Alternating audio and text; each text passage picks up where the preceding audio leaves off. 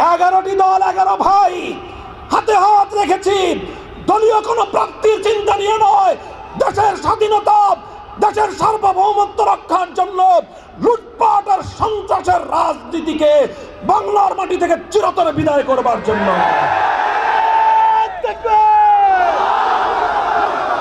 বাংলাদেশের রাজনীতি থেকে এই দুই ভূত বিতাড়িত করতে হবে।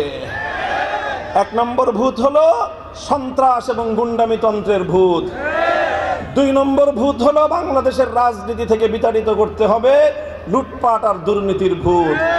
ইনশাআল্লাহ আমরা এবার সেই 2 ভূত বিতাড়িত করেই ছাড়ব।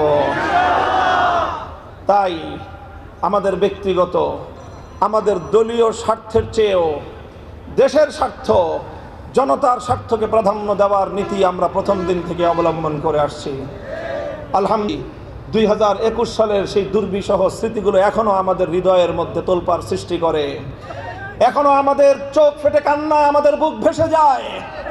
আমাদের সেই সময়কার কথাগুলো মনে আছে, যখন নারায়ণগঞ্জের সোনারগাঁয়ে আমাদের উপর ফ্যাসিবাদী শক্তি তার বিদেশি প্রভুদেরকে নিয়ে, তার দেশীয় সকল অনুষঙ্গকে নিয়ে, সকল প্রতিষ্ঠানগুলোকে নিয়ে, রাষ্ট্র নিয়ন্ত্রিত প্রতিটি আইন শৃঙ্খলা রক্ষাকারী বাহিনী, গোয়েন্দা সংস্থাদেরকে নিয়ে আমাদের উত্থানকে ঠেকিয়ে দেওয়ার জন্য, আমাদের প্রতিবাদী কণ্ঠস্বরকে স্তব্ধ করে দেওয়ার জন্য ইতিহাসের ঘৃণ্যতম ষড়যন্ত্র আমাদের বিরুদ্ধে পরিচালিত করেছিল। তারপরে সেই ষড়যন্ত্রের বিরুদ্ধে আমাদের ভাইদেরকে অকাতরে নির্বিচারে গ্রেফতার করেছিল। 16টি মামলা দিয়ে 2500 নেতাকর্মী আমাদেরকে গ্রেফতার করেছিল। গ্রেফতার করেই ক্ষান্ত হয় নাই। আমাদের সোনারগাঁও থানার সভাপতি বাংলাদেশ খেলাফত মজলিসের জনাব মরহুম ইকবাল শহীদ রহমতুল্লাহ আলাইকে বিনা চিকিৎসায় কারাগারে বন্দী রেখে নির্মমভাবে তাকে মৃত্যুর দিকে ঠেলে দিয়েছে। আয়োজিত আজকের এই সমাবেশ থেকে আমরা ঘোষণা করছি যে এখন থেকে, আজকের এই মুহূর্ত থেকেই নারায়ণগঞ্জের 4 আসনে 11 দলীয় নির্বাচনী ঐক্যের একক প্রার্থী হিসেবে জুলাই যোদ্ধা আব্দুল্লাহ আল আমিন শাপলা কুলি নিয়ে নির্বাচন করবে ইনশাআল্লাহ।